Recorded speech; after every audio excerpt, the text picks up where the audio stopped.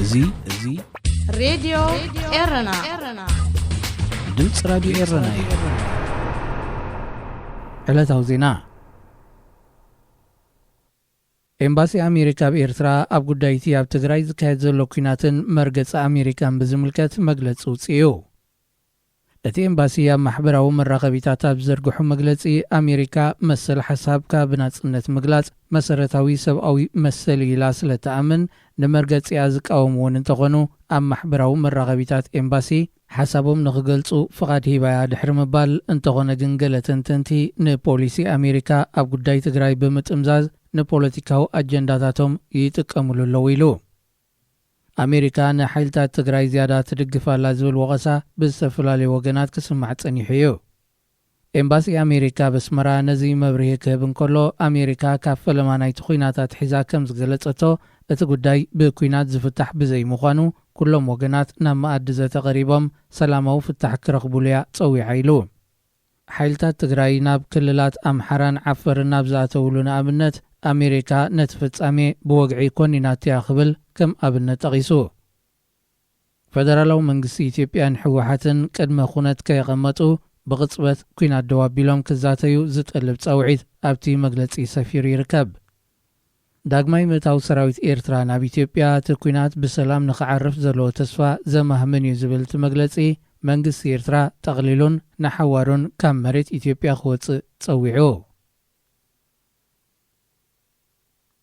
ሕቡራት መንግስታት ኣሜሪካ ኣብ ሶማል ናይ ሰብ ኣልቦ ነፈርቲ መጥቃዕቲ ካይዳ። ማእከላይ እዚ ምብራቕ ኣፍሪቃ እታ ሃገር ኣብ ዘርግሖ ሓበሬታ ጆ ባይደን ስልጣን ካብ ዝሕዝ ጥራይ እዚ መጥቃዕቲ እዚ ንሳልሳይ እዋን እዩ ተኻይዱ። ከም ዝፍለጥ ዶናልድ ትራምፕ ኣብ ስልጣን ኣብ ዝነበረሉ እዋን ሰራዊቱ ጠቕሊሉ ካብ ሶማል ክወፅእ ትእዛዝ ኣመሓላሊፉ እዩ። እዚ ብሰሉስ 25 ናሓሰ ኣብ ማእከላይ ዞባ ሶማል ከም ዝተኻየደ ዝግለጽ ዘሎ መጥቃዕቲ ሰብ ኣልቦ ነፈርቲ ካብ ኬንያ ወይ ከዓ ካብ ጅቡቲ ዝተኻየደ ምዃኑ ወተሃደራውያን ምንጭታት ይገልጹ። ኣብታ መጥቃዕቲ ዝተኻየደላ ከተማ ኣማራ ገና ኣብ መንጎ ብዓቃብ ሰላም ሕብረት ኣፍሪቃ ዝድገፍ ሰራዊት ሶማልን ኣሸባብን ውግእ ይካየድ ብምህላው ፁፂ ጸብጻብ ክቐርብ ኣሸጋሪ ምዃኑ እቲ መግለፂ ጠቒሱ። ኣብ ሰላማዊ ህዝቢ ዝወረደ ጉድኣት ከም ዘየለግና ሰበስልጣን ሶማል ሓቢሮም። ኣዘዝቲ ዓቃብ ሰላም ሕብረት ኣፍሪቃ ብወገኖም ንጉጅለ ኣሸባብ ካብ ከተማ ኣማራ ሙሉእ ብምሉእ ጸሪጎም ከም ዘውፅዎ ሓቢሮም። እዚ ከምዚ ኢሉ እንከሎ ኣብ ከተማ ጋልካዮ ኣንጻር ኣሸባብ ዝቐንዐ ሰላማዊ ሰልፊ ተኻይዱ። ኣብቲ ብሰሉስ 25 ናሓሰ ዝተኻየደ ሰላማዊ ሰልፊ ህዝቢ ኣንጻር ኣሸባብ ዝቐንዐ ጭርሖታት ብምስማዕ ናብ ጎደናታት ወፂኡ። ነበርቲ ከተማ ጋልካዮ ኣብ ዝሃብዎ ቃል ከተማኦም ኣብ ትሕቲ መሰጋገሪ መንግስቲ ሶማል ሮይ ምዕባልን መረጋጋእን ከም ዘምጽእት ብምጥቃስ ኣብቲ ከባቢ ጽዑቕ መጥቃዕትን ዘካይድ ዘሎ ኣሸባብ ኮኒኖም። ቱኒዝያ ንኣጠቓቕማ ፈለግ ናይል ብዝምልከት ኣብ መንጎ ግብፂ ሱዳንን ኢትዮጵያን ዝተፈጥረ ምስሓብ መተዓረቒ ዝበለቶ እማመ ዳግማይ ከተቐርብ ምዃና ገሊጻ። ኣብ መፈለምታ ወርሒ ሓምለ ባይቶ ጸጥታ ንጉዳይ ኣጠቓቕማ ፈለግ ናይል ብዝምልከት ኣብ ዝገበሮ ፍሉይ ኣኼባ ቱኒዝያ ንዘቕረበቶ እማመ ካብ ኣባል ሃገራት ተቐባልነት ኣይረኸበን። ኣብዚ እዋን እዚ ቱኒዝያ ነቲ እማመ ምትዕራያት ብምግባር ዳግማይ ናብ ባይቶ ጸጥታ ከተቕርቦ ምድላዋት ትገብር ከም ዘላ ኣፍሊጣ። ሚኒስተር ጉዳያት ወጻኢ ኢትዮጵያ ሪድዋን ሁሴን ንኣምባሳደራትን ወጻእተኛታት ዲፕሎማሰኛታትን ኣብ ዝሃቦ መግለጺ ነቲ ናይ ቱኒዝያ እማመ ዘይሓላፍነታዊ ድሕሪ ምባል ዝምልከተን ሃገራት ተላዚበን ክመልስኦ ናብ ዘይክእላ ኩነታት ክሸመን ኢሉ። ሱዳን እቲ እማመ ንጥፈታታ ኣብ ፈለግ ናይል ክሳብ ዘይዓንቀፈ ክትቅበሎ ከም እትኽእል ገሊጻ። ግብፂ ግና ፈለግ ናይል ዋሕዙን ተቋሪጹ ከጋጥማ ዝኽእል ሕፅረት ማይ ገና ስጋኣታ ከም ዘይተቐንጠጠ ሓቢራ። እቲ ብቱኒዝያ ዝቐረበ እማመ ካብቲ ኣቐዲሙ ብሕብረት ኣፍሪቃ ዝተዳለወ ናይ መተዓረኺ እማመ ብዙሕ ዝፍለ ከም ዘይኮነ ዲፕሎማስያውያን ምንጭታት ይገልጹ። ዜና ኣብዚ ይፍጸም። እዚ ሬድዮ ኤረና ድምፂ ራዲዮ ኤረና እዩ። ዕላል ምስ ንጉስ ዓርከይ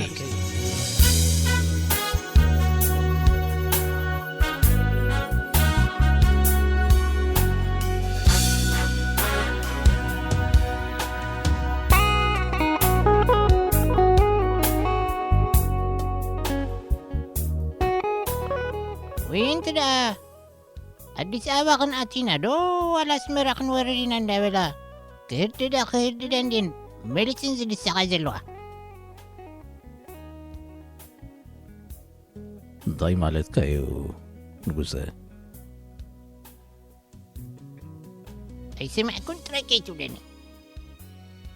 ሰራዊትና ናብ ትግራይ ተመሊሱ የትከዓለ እንዲ ዝበሃል ዘሎ ኣሃ ነዚ ወረ ዝዲኻ ከም ኣዳሳሳቕ ጌርካ ወሲድካዮ? ኣይሚሊ ኩናት ሰብ ይበልዕ ዶ ኩናት ዕንወት እናበልካ ዲኻ ናይ ኩርምያት ቁዘማ ከተስማዕና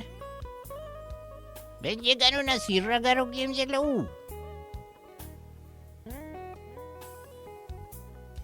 እንታይ ዳ ከምዚ ንስኻ ገለ ዘስለጥካ ተሰማዕካ ትመስል?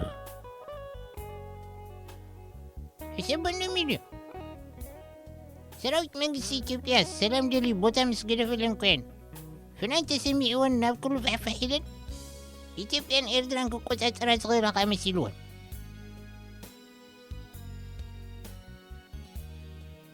ንዓኻ እውን ኣፍሪሆምኻ ነይሮም ሓቀይ? ቁሩብ ክትጠራጠር ዳ ግድን ኮዩ ሕሰበንዶ ሕና ክንፍዲ ክንኣቱ ኢና እንተኢሎም ኸሲ እንታይ ክገብሮ ከም ዝኽእሉ ፍሉጥ እዩ ነዚ ኩሉ ዝሃነፅናዮ እዮም ከፍርስዎ ዝሃነፅናዮ ዲኻ ዝበልካ? መቸም ብዓቕምናሲ ገለስ ጌርና ኣለና ኣብዚ 30 ዓመት ካብኡ ንላዕሊ ከዓ ኣብ ልዕሊ ህይወት ዝወርድ ጉድኣት ከምዚ ሕጂ ዘጋጥም ዘሎ ማለትካ ድዩ? ሕጂ ደሞ ናብዚ ከይመጻእኮ እዮም ዘጥቅዕወን ዘለዉ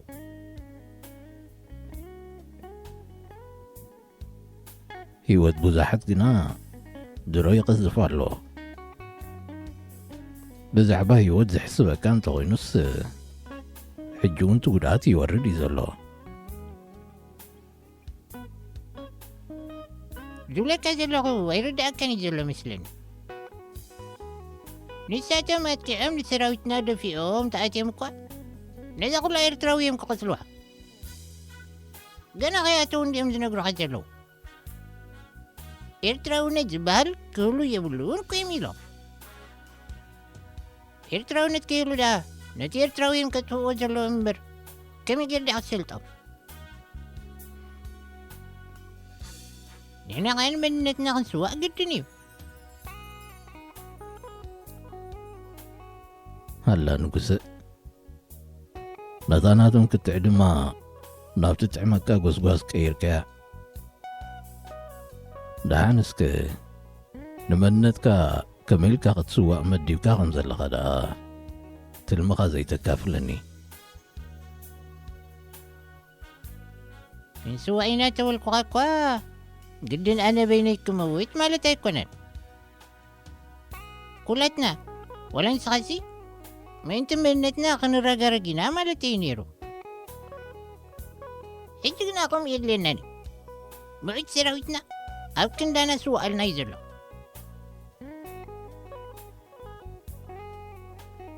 ኣብ ክንዳና ይስዋእ ኣሎ ዶ በልካ? ኣብ ክንዳና ወ ምእንቲ ዝሓለል መሬት እምበር ኣብ ክንዲ መን ዝስዋእ ዘሎ መሲልካ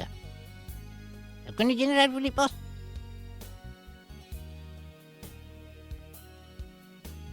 ሰብ ፀዋዓለይ ተበልክዎስ በዓል ብረት ከመይ ኮነት እንታይ ምስላ ሰብ ፀዋዓለይ ተበልክዎስ በዓል ምስል ኣይኮነትን እተደጋገመት ድሕርትን ግግይትን ብሂል እያ ሪኢኻዶ ጀነራል ፊሊጶስ ንኣሜሪካ ሸቆጥቆጥ ኣቢልወን ሕጂ ንብረቱ ክግራፍትን ኣለዋ ኣላፋቻናትን ንኸውን ሕጂ ሰራዊትና ናብ ትግራይ ኣትዩ ዘሎ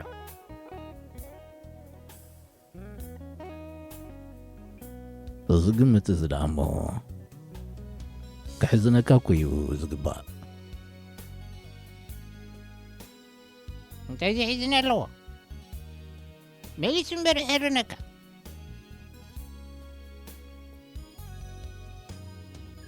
ሰራዊት ኤርትራ ውልቀ ሰባት መልእኽቲ ዘመሓላልፍሉ መዋገይ ፖለቲካ ኮይኑ ህይወቱ ክኸፍልሲ ከመይ ይረአየካ? ኣብዚታት እንዲሁ ቁሩብ ንቕሓት ዝጐድለካ ኮይኑ ይልዓርክ ጀነራል ፊሊጶስ ብኣሜሪካ ዝጥመት ዘሎ እኳ ሓደ ውልቀ ሰብ ስለ ዝኾነ ኣይኮነን ሓይልኻ ስታፍ ሰራዊት ኤርትራ ስለ ዝኾነ እኮ እዮም ኣብ ታርጌት እትየመ ዘለዉ ምእንተ ኸኢሎም ከ ኣይኮኑን ኣብ ኤርትራ ሰባት በሳቢሱ ደቂ ኣንስትዮ ዓሚፁ ወላ ብዘይግቡእ ሃብቲ ኽዕቤቱ ኢሎም ኣይኮኑን ብዛዕባና ወላ ሓንቲ ግደፅን እዮም ኣብ ትግራይ ገበን ፈፂሙ ኢሎም እዮም ማዕቀብ ክገብርሉ ዝፍትኑ ዘለዉ እምበኣር ብልሹ ምዃኑስ ተኣምነሉ ኢኻ? ኣነ ከም ኣብነት የቕሪበልካ ትዝውረ ንኣብነት ሓቂ እንተዝኸውንሲ ማለት እየ ኣብ ትግራይሲ እንታይ ገበን ከም ተፈፀመ ዶ ንፈልጥ ኢና ወያነ እንዳዕሎም ዘውርይዎ ዘለዉ ናይቶም ደቂ ኣንስትዮ ዋላ ብሓይልኹም በላ ኢሎም ንኾኑ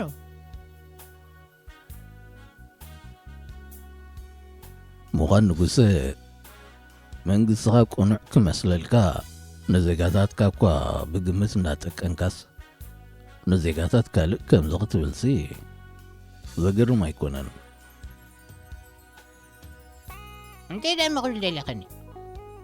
ሰራዊትና ገበን ፈፂም እዩ ኢለ ድየ ሞራልቲ ምዑድ ሰራዊትና ክዳኸም ደለኸኒ ገበን ተፈፂሙ እንተኾይኑ ተጻርዩ በቶም ዝፈጸምዎ ውልቀ ሰባት ኣብ ፍርዲ የቕረቡ ክዝብል ትኽእል ንኣብነት ኣብ ውሽጢ ሰራዊት ብበበይኑ ምኽንያታት ጌጋ ወይ እውን ገበን ዝፍጽሙ ክህልው ግድን እዩ ንዓቶም ምቅላዕ ንኹሉ ዝድውን ኣይኮነን በንጻሩ ግና ገበንኛታት የብልናን ክትብል ከለኻ ኸ ንብሙሉእ ሰራዊት ትልክሞ ንሱ ዳ ግጡም እንድዩ ንኣብነት ኣብዚ ከተማ ገበን ዝፍጽሙ ሰባት ኣለዉ ንኹላትና ይልክሙና ኣዝማሪኖታት ሰረቕቲ ዋላ ቀተልቲ የፀውዑና ማለት ኣይኮነን ግና እቲ ንቕሓት ናይቲ ሕብረተሰብ ኣብ ግምት ኢኻ ተእትዎ ዘለካ ካብ ሰራዊት ኤርትራ ከምዚ ገይሮም ተተባሂሉ ካላስ ኩላ ትልከብ ብዛዕባ ንቕሓትካ ደኣ ንዛረብ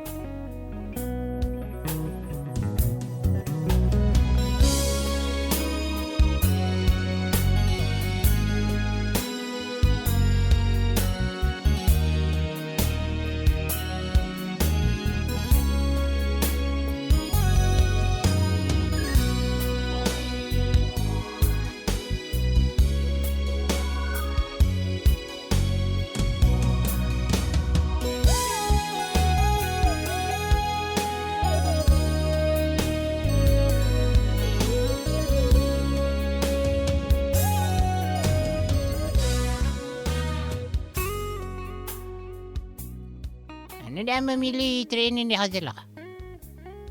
ንደሰይ ነቒሕስ ንዕኻትኩም ከንቅሕኩ ድቀስ ይብለ ዝሓድር ዘለኹ ኣታ ነቶም ተቃወምቲ ኸባ በጃ ኸንቅሕልና ኣባስከ ቁርብ ተሓባበር ንስኻን ዲኻ ትከታተሎም ንዓኻ ባ መቐለለ ሓንሳብ ብናይ ብርዒሽ ምጽሕፈለን እንደ ሕጂ ዳ ገጢመናኒ እግደፍ ክብላኒ ጀሚረን እምበር ሓደ ቐደር እኳ ጊዜ ከምዚኦም ኣይተጥፍኣዮ ኣብ ፌስቡክን ዩቲብን ኮይኖም ጥራዮም ዝግዕሩ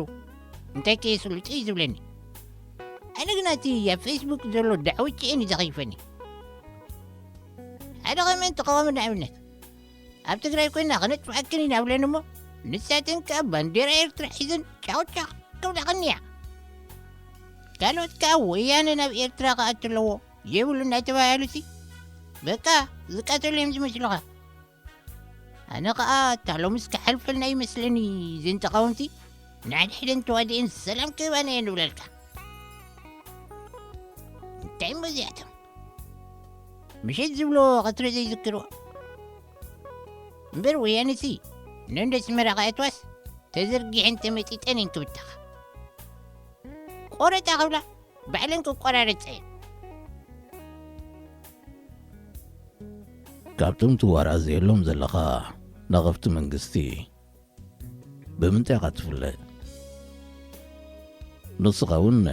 ብዘረባ ኢኻ ትዋጋእ ዘለኻ። መባከል كده خواقع للقني انت الأمو كوينات معنوي نالك تسبخ ኩናት መዕነዊ ምዃኑ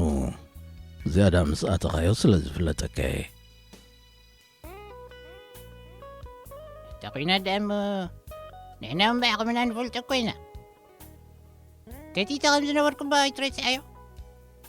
قدم ببرد تزيد تاخوش كسي تمزاول حنتي بزعبا قوينات زي فلت جير كده خط وستني أبا قلنا كوينات كيم تسيلم كيم نتسأل أي أبتزلوا قيدهم زيت كعوي زلو ምናልባት ንሳቶም ደፊኦም ናብ ውሽጢ ኤርትራን ተገዝጊሶም እውን ብወገኖም ቁንዕዩ ማለት እዩ ሓቀይ أنت عندهم كي غنى تسعر نت من فستن تبرا كم زيرو واقعكوا نسغب على سلطان تتقول حجب كرايرو معلقة بجاقا من قسنا ناي تسعر نت من فستن فتني መንግስቲ ኸ ደኣሞ ኣብ ብዙሕ ሸነኻት እንድዩ ተሳዒሩ ናይ ተሰዓርነት መንፈስ እንተዝላበስ ነይሩ ጌጋታቱ ኣሪሙ ናብ ኣድማዕነት መገስገሰ ነቲ ዝፈልጦ ስዕረቱ ግና ብምስሉይነት እዩ ዝሽፍኖ ዘሎ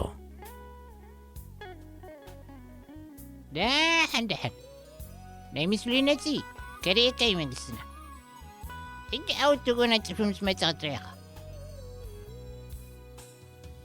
ቅድሚ 8 ወርሕ ዶ ከምኡ ተባህለን ሰራዊት ኣበይከ ናበይ በለ زي واقع عندي يمكن انت نمحرو نفس الفيدو اخوينا መንግስቲ ድማ ነቲ ዝጸልኦ ሰራዊትን ነብሱ ዝጸልእ ዜጋን ለይኹ ማለትካ ድዩ أتودب زي موسي وقاقي تاتو إتيبيا بوغانا تصور تشميت يا زلا بغبت بريتن درونات تحقيقاتنا يأكليو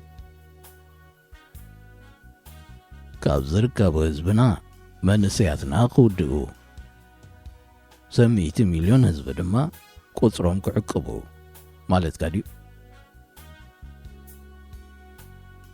نسقم أبزي هيوتك عكيب كان دي غزلق دقا ورجع معدو تقوى أبتقل سيدنا زي حوسنا سواتسي إذن تنكن ولا نقيل لنا ግዳ ሓቂ ደኣ እቲ ዝዋጋእ ዘሎ እኳ ኣይኮነን ኣንጻር ኩናት ክቃወም ዝኽእል ኣብ ደጀን ዘሎ ህዝቢ እዩ ዝቃወም እቲ ሰራዊት እሞ ብትእዛዝ እዩ ዝኸይድ أما انت لا دلها نحنا ونكب سراويتي نازل لنا أبير ترامو مني أقب سراويت وتعزلا زيسان كلون ستدنسون تقامو قبل كده لها زي أسبب لسا بعلقة زي تقبراسي صار كاتوارة زي بالكان نحنا عندك دا من قصة بيران ستفكير لنا لو دايما نترب ستريز الأمو بشار ما يقاتك على سامبر ندير هذا الليخة أتاني عنا يتس كرمي مية يتبر ديما بجاقة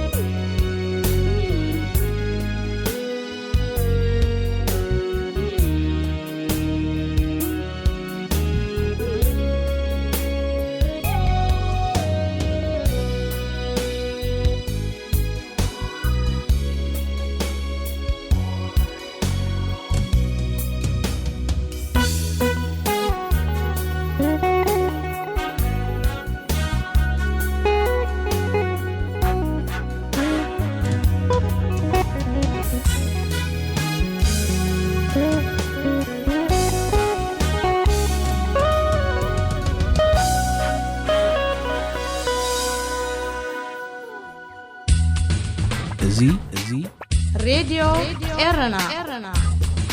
ድምፂ ራድዮ ኤረና እዩ